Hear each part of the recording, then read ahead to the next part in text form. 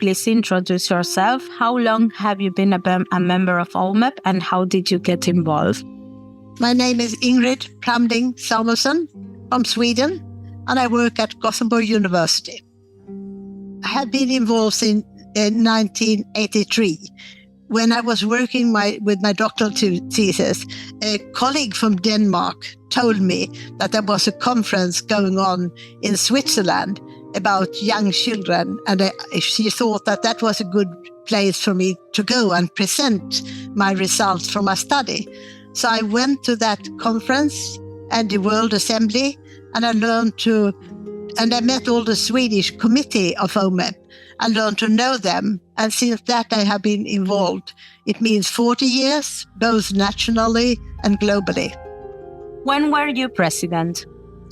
It was I was elected in 2008 in Mexico City when the World Assembly and Conference was there. So from 2009 to 2014. What are the main challenges you faced during that period? Well, I think the main challenges for me was the language, since I did not speak French or Spanish, which made me dependent on the number of people. But that may also be an advantage because we become a kind of team in the EXCO with people who could help me with French and Spanish. But also I had Judith Wagner as a deputy vice president, and she did a lot of wonderful work with the English language, because when you do not speak in your native language, you always need someone to look after that it be correct in different things. And the other challenge was that we started with having EXCO meetings digitally. And that was, of course, a challenge because from New Zealand to United States and Latin America, it's very difficult to find time during the day when everybody could be part of it. So sometimes someone have to be during the night. And of course, that is a problem I understand still today. But that was, of course, a problem to deal with. And of course, the technology by that time was not really function as good as it is today with the Zoom and so on. So sometimes people did run out of electricity and it turned down. So language and the technology was two main problems, I think. What were the main achievements? Well, I would say it was the focus on education for sustainable development.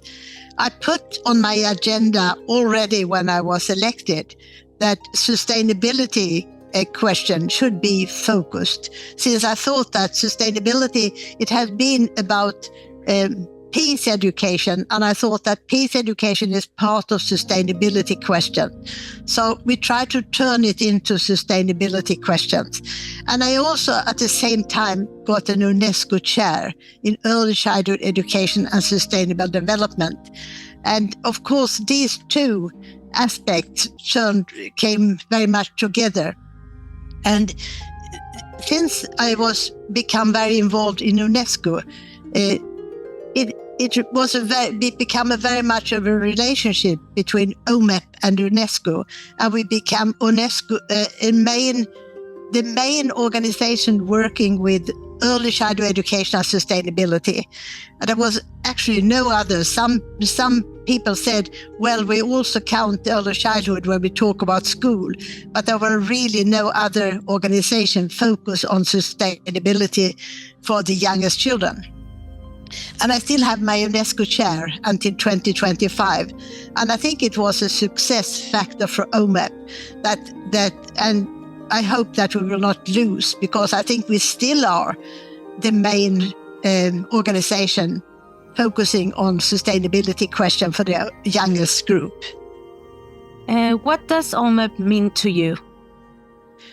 Well, it has been a very important factor in my academic career, where I have got many contacts having been able to travel and learn about many cultures, and not the least, met many interesting people all over the world, in all regions, and people who have been life friends for life.